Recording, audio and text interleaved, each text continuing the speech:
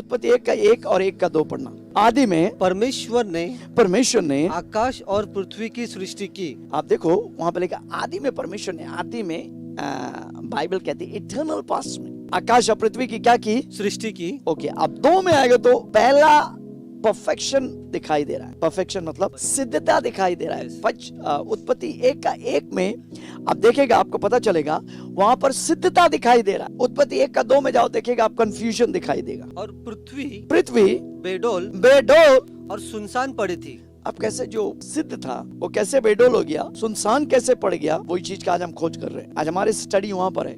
और गहरे जल के ऊपर अंधियारा था। गहरे जल के ऊपर अंधियारा था तथा परमेश्वर की आत्मा जल के ऊपर मंडलाता था। वहाँ जो शब्द जल के ऊपर जो मंडलाता था, वो शब्द ऐसा जैसे मुर्गी अपने अधीन में अंडा को लेकर 21 दिन में बैठे रहता, सोखते रहता, देखते रहता, सोखते रहता, गर्म करते रहता। उसी तरह पवित्र आत्मा जो है, जो बेडोल तख्त पृथ्वी का अमेन सुनसान पड़ी हुई थी, उसके ऊपर क्या कर रहा था? मुर्गी जैसे बैठकर अंडा से बच्चे को उत्पन्न करता, उसी तरह बेडोल तख्त के ऊपर पवित्र आत्मा क्या कर रहा था? मंडरा रहा था, ताकि उसके अंदर से क्या होवे? नया रूप रेखा देकर उसी को जो बिगड़ा हुआ उसको बना दे। आमीन। लेकिन उसके पहले कुछ हुआ, ठीक है। यिर्मयाह 4:23 में हम देखेगा, यही चीज को देखेगा, लेकिन अलग शब्दों में देखेंगे। मैंने पृथ्वी पर देखा, वह सुनी और सुनसान पड़ी थी। उसी समय की बात है। अभी 2 को, उत्पत्ति 1:2 को यहाँ पर फिर यिर्मयाह भविष्यवक्ता वर्णन कर रहा है। और आकाश को और उसमें कोई ज्योति नहीं थी, यानी अंधियारा छा गया हुआ, सेम चीज को बोल रहा है। ओके, 4:24, यिर्मयाह 4:24। मैंने पहाड़ों को देखा, वे हिल रहे थे। और सब पहाड़ियों को कि वे डोल रही थी। यानी कुछ तो हुआ। उत्पत्ति 1 और उत्पत्ति 1:2 के बीच में कुछ हुआ। और कई बाइबल के विज्ञान पंडित कहते हैं कि उत्पत्ति 1 और 1 और उत्पत्ति 1:2 के बीच में हजारों लाखों साल का दरमियान है। ओके, आगे पढ़ेंगे। फिर मैंने क्या देखा? कोई मनुष्य भी न था, कोई मनुष्य नहीं था, और सब पक्षी भी उड़ गए थे। पक्षी भी उड़ गया था। फिर मैंने क्या देखता हूँ? यिर्मयाह 4:26 हम देखेंगे। फिर मैं क्या देखता हूँ? यिर्मयाह भविष्यवक्ता देख रहा है, वही पृथ्वी को देख रहा है जो उत्पत्ति 1:2 में मूसा लिख रहा है। यिर्मयाह वही चीज को देख रहा है इस वक्त। फिर मैं क्या देखता हूँ? कि यहोवा के प्रताप और उस भड़के हुए प्रकोप के कारण उपजाऊ देश जंगल और उसके सारे नगर खंडहर हो गए थे। खंडर हो गया। नगर कैसे खंडर हो गया? उत्पत्ति 1 और 2 के बीच में जो हुआ उसी को हम देख रहे हैं इस वक्त। ओके, आगे। क्योंकि यिर्मयाह 4:27 क्योंकि यहोवा ने यह बताया कि सारा देश उजाड़ हो जाएगा, तो भी मैं उसका अंत न कर डालूंगा। परमेश्वर बोल रहा है उसका अंत नहीं, उस तरह मैं उसको छोड़ूंगा नहीं, उसका अंत नहीं कर डालूंगा। आमीन। ठीक है, अब एक अलग वचन में हम आ रहे हैं, हम पाताल को देखेंगे। ठीक है, यशायाह 14 का 9। पाताल के नीचे अधोलोक में तुझसे मिलने के लिए हलचल हो रही है। वह तेरे लिए जो अविश्वासी हैं, जो परमेश्वर पर विश्वास नहीं कर रहे हैं, यहाँ पर कुछ लिख रहा है। नरक अधोलोक क्या हो रहा है? हलचल हो रहा है वहां पर। किससे मिलने के लिए? जो बोला विश्वास मत कर। आज हम प्रचार करते हैं, लोग बोलते हैं कि यार ये लोग क्या करते हैं, अलग कुछ करते हैं, धर्म बदल देते हैं। किसको पड़ी हुई है आपके धर्म? भाई यहाँ धर्म की बात ही नहीं है। संसार में केवल 2 ही प्रकार के ग्रुप है। हेलो, एक है प्रभु को जानने वाले, एक है प्रभु को ना जानने वाले। एक है कलीसिया में बना हुआ, एक कलीसिया में ना बना हुआ, भटके हुए भटकू का अंत जो है यहाँ पर बता रहा है। क्या बता रहा है? पाताल के नीचे अधोलोक में तुझसे मिलने के लिए हलचल हो रही है। वह तेरे लिए मुर्दों को अर्थात पृथ्वी के सब सरदारों को जगाता है। और वो जाति जाति से सब राजाओं को उनके सिंहासन पर से उठा खड़ा करता है। यानी जितना सिंहासन, जितना राजा बनकर आज घूम रहे हैं, बहुत सारे राज्य कर रहे हैं, पाताल में जा रहे हैं, बोल रहे हैं वहां पर। आगे। वे सब तुझसे कहेंगे, वे तो सब तुझसे कहेंगे कि तू भी हमारी नाई, तू भी हमारी नाई निर्बल हो गया है। हाँ, क्या निर्बल हो गया है? क्या तू हमारे समान ही बन गया? क्या तू हमारे समान ही बन गया? तेरा वैभव और तेरी सारंगियों का शब्द। अब यहाँ पर अलग है सारंगी, लूसीफर जिसको आज हम शैतान बोलते हैं, उसका वर्णन कर रहे हैं यहाँ पर। सारंगी यानी उसको ऐसा परमेश्वर ने बनाया था कि उसका जो ढांचा ही अलग था। कीबोर्ड उसके अंदर ही था, सारंगी उसके अंदर ही था। ओके, पढ़ो उसको। तेरा वैभव और तेरी सारंगियों का शब्द, तेरे सारंगियों का शब्द अधोलोक में उतारा गया है। कीड़े तेरा बिछौना और केंचुए तेरा ओढ़ना है। लूसीफर के बारे बोल रहा है, जिसको मॉर्निंग स्टार यानी सवेरे का तारा कहा गया है। उसके ढांचा के बारे बोलकर उसकी अंत बता रहा है। आगे, हे भोर के चमकने वाले तारे। यहाँ पर भोर के चमकने वाले तारे किसको बोल रहा है? यशायाह भविष्यवक्ता दृश्य में देख रहा है। किसको देख रहा है? लूसीफर को देख रहा है, जो आज के युग का शैतान को देख रहा है। हे भोर के चमकने वाले तारे तू क्यों कर आकाश से गिर पड़ा है? क्यों कर आकाश से गिर पड़ा है? तू जो जाति जाति को हरा देता था। उसका मतलब, सुनो मेरी बात को गौर से, ये वचन में बहुत गहराई चीज छुपा हुआ है। Now listen to me carefully. There's deep thing hidden in it. बहुत गहरा चीज इसमें छुपा हुआ है। यशायाह 14:12 में ऐसा लिखा है कि ए भोर के चमकने वाले तारे तो क्यों आकाश से गिर पड़ा है? यानी आकाश से किसी को खिदड़ा गया मतलब भगा दिया गया, गिराया गया, उतार दिया गया। अब वो गिरने पर कुछ हुआ है। उत्पत्ति, इसलिए मैं बोल रहा था कि आज हमारा स्टडी उत्पत्ति 1:1 और 1:2 के बीच में। 1:1 उत्पत्ति 1 का 1 क्या? आदि में परमेश्वर ने आकाश और धरती का सृष्टि की। वो कैसे था? बिल्कुल परफेक्शन, सिद्धता था, सारा चीज ऑर्डर में था। लेकिन 1:2 के बीच में कुछ होता है। 1:2 के बीच में शैतान, जो बोर का तारा कहा गया है, वो परमेश्वर से क्या करता है? बलवा करता है और उसको गिराया गया। उसके गिरने के द्वारा जो है सारा चीज सुनसान हो गया। देखो, मनुष्य को बनाने वाला पहला मनुष्य जो बनाया गया वो आदम नहीं है भाई, शैतान जो है, और उसके जो ग्रुप था वो आदम जैसे बनाया गया। समझ रहे? वो मनुष्य था, ठीक है, हम बोलेंगे तो आप समझेंगे नहीं, हम बाद में उसका वचन देंगे। लेकिन उसे गिरा दिया गया, उसका बनावट ही अलग था। आमीन। बाइबल कहती है तू सिद्ध था जब तक पाप या कुटिलता तुझ में पाया नहीं गया। आमीन। परमेश्वर पाप से नफरत करता है। शैतान के मन में पाप पल रहा था। उस मन से कभी कभी आपके मन में आप वे विचार कर लेते, वो लड़की अच्छी है, वो अलग लग रहा है। आमीन। यीशु मसीह ने कहा, क्या कहा? अगर तुम मन में अपनी आंखों से कुदृष्टि किसी के ऊपर डाल दिया, वो ऐसा है कि तूने उसके साथ वे विचार कर। इसलिए हमारी मन को हमें अपने कब्जा में रखना है मेरे भाई। आपके मन में डील करने आना चाहिए। आप ऐसी, आपकी सोच ऐसा होना चाहिए कि उस बेटी को देखे, वो बोला मेरा बेटी है, वो मेरी माँ है, वो मेरा भाई है। जैसे विचार आ रहा, बोलेगा नहीं वो मेरा बेटी है, वो मेरा माँ है, वो मेरी छोटी बहन है। आपको बोलना चाहिए वो मेरा पिताजी जैसा लग रहा है। आमीन। जैसे विचार, गलत विचार आने की कोशिश ही कर रहा है, उस मुंह को खोल के आपको बोलना है। आप जैसे बोलेगा वो विचार में ही आपने उसे कब्जा कर लिया है। विचार पहले जो है विचार आपके मन में होता है मेरे भाई, मन में ही कब्जा कर लेना चाहिए। कभी आजकल एक आ गया कि बाहर गांव में अबॉर्शन जो है, उसको नियम दे दिया, कर सकता है। तो अबॉर्शन क्या है सभी जानते हैं।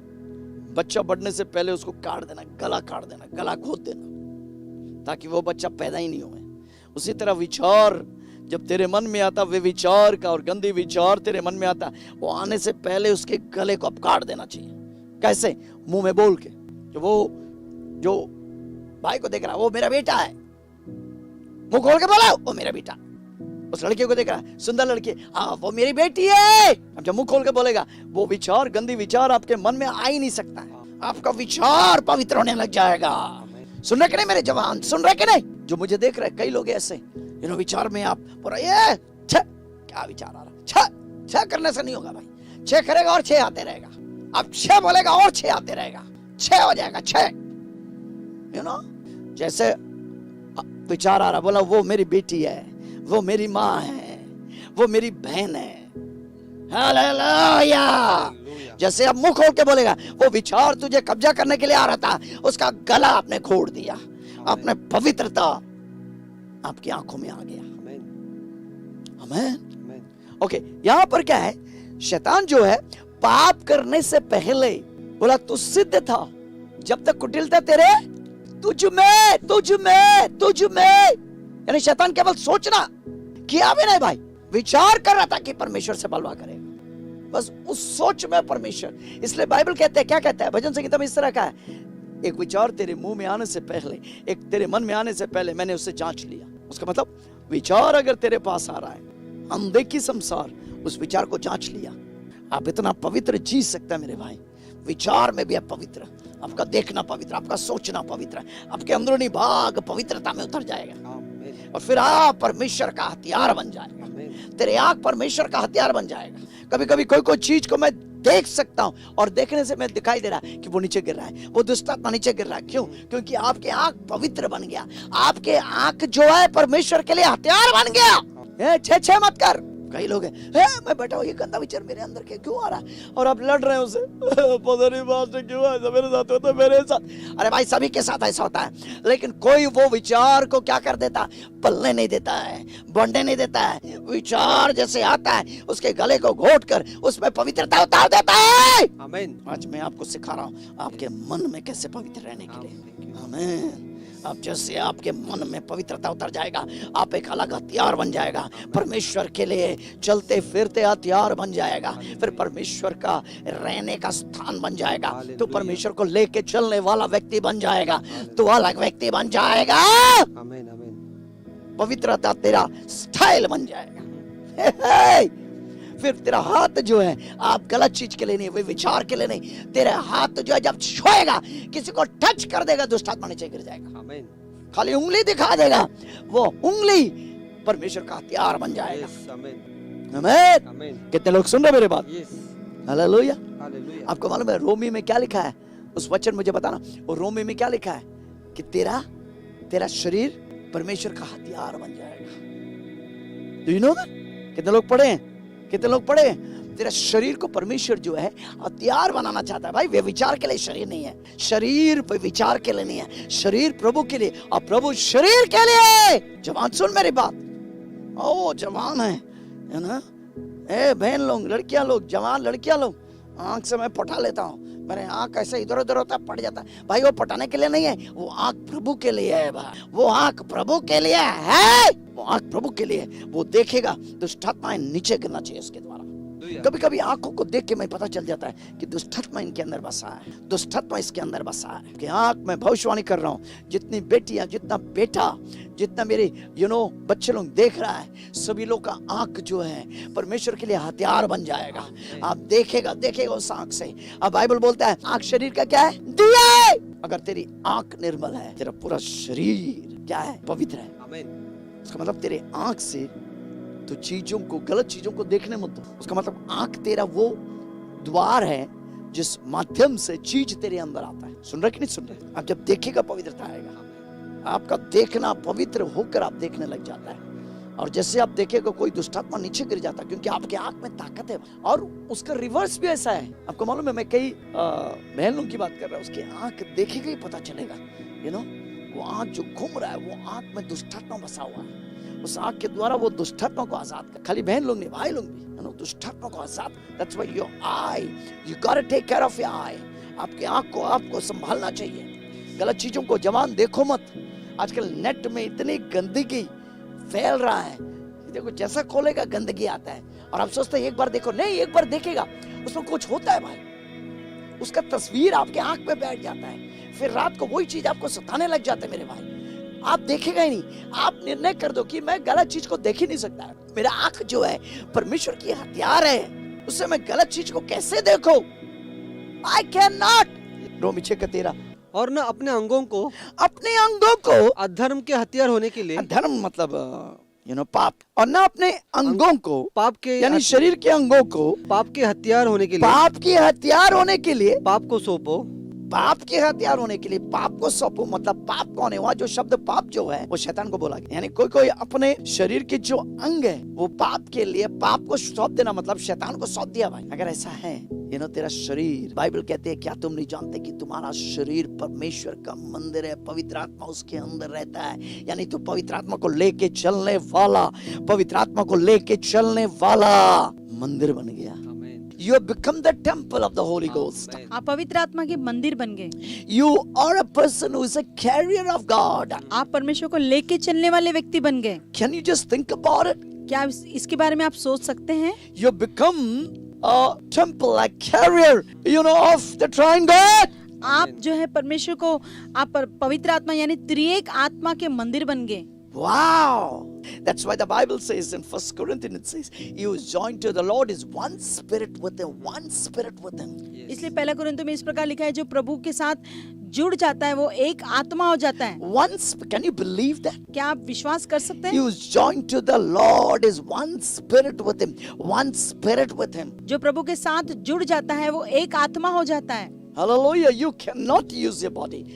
As a believer, you cannot allow things to come into your life. देखिए, आप विश्वासी होने के नाते आप कुछ चीजों को अपने जीवन में आने की अनुमति नहीं देना चाहिए। You cannot see devilish things. आप दुष्टता की चीजों को नहीं देख सकते। You cannot. आप नहीं देख सकते। See, God cannot lie. That's what the word says. और बाइबल वचन कहता है कि परमेश्वर झूठ बोल ही नहीं सकता। In other words, he doesn't have the ability, the power to lie. यानी उसके पास क्षमता और सामर्थ्य नहीं है झूठ बोलने की। Exactly like that, you should come to that place. You should say, I cannot sin. इसलिए आप ऐसे जगह पे पहुंच जाना चाहिए कि आप बोलना चाहिए कि मैं पाप कर ही नहीं सकता।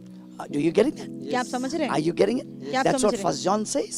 इसलिए पहला यूहन्ना वही कहता है। He says, he is born of the Spirit, he is born of God, cannot sin. जो परमेश्वर से जन्मा है वो पाप कर ही नहीं सकता। You gotta say that I cannot sin. आपको ये कहना होगा कि मैं पाप कर ही नहीं सकता। No, I cannot sin. आपको कहना होगा नहीं, मैं पाप कर ही नहीं What does सकता। that mean? I don't have the ability, I don't have the power, I don't have anything in me. Oh, that can sin. Hey, I cannot sin. मेरे अंदर पाप करने की ना ही कोई क्षमता है, ना ही कोई सामर्थ्य है, मैं पाप कर ही नहीं सकता, ऐसा आपको कहना चाहिए। I'm born of the Spirit. I cannot sin. I'm born of God. I'm a material of God. God-like material. Therefore, I cannot sin. आपको कहना चाहिए कि मैं परमेश्वर से जन्मा हूं, मैं परमेश्वर का पदार्थ हूँ, इसलिए मैं पाप कर ही नहीं सकता। आमीन। आमीन। ओके, उसका 6 का 12 फिर से पढ़ेंगे। हाँ। और न अपने अंगों को पाप के हथियार होने के लिए पाप को सौंपो, मत शैतान को सौंपो, पर अपने आप को मरे हुए में से जी उठा हुआ जानकर, यानी तू मर गया। यानी क्या चीज के लिए मर गया? तू पाप के लिए मर गया, विचार के लिए मर गया, गंदे चीज देखने के लिए मर गया, गंदे चीज बोलने के लिए मर गया, गाली देने के लिए मर गया। जब शैतान तेरे मन में आके बोले कर लो, बोले नहीं मैं मर गया मामू मैं मर गया, मैं तेरे जैसा नहीं है, तू पाप के लिए कर सकता है, लेकिन तू गिराया गया, मैं गिराया नहीं गया, मैं परमेश्वर के साथ हूँ, डैडी मेरे अंदर रहता है, मैं पाप के लिए मरा हूँ। जो पाप के लिए मरा है परमेश्वर के लिए जीवित है। किसी के लिए तू मरा है, किसी के लिए तू जीवित है, पाप के लिए तू मरा हुआ है, परमेश्वर के लिए जीवित है।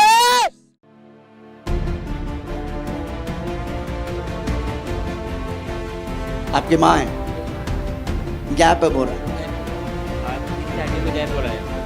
इनका रिपोर्ट है, इनका बेटा खड़ा है, वो बोल रहा है प्रभु एक पल में वो गैप को ठीक कर सकता है। वो जिंदा खुदा है।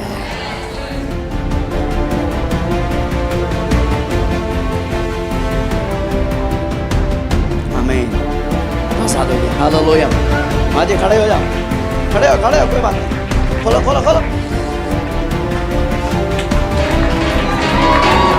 हालेलुया, कलीसिया ताली बजाओ।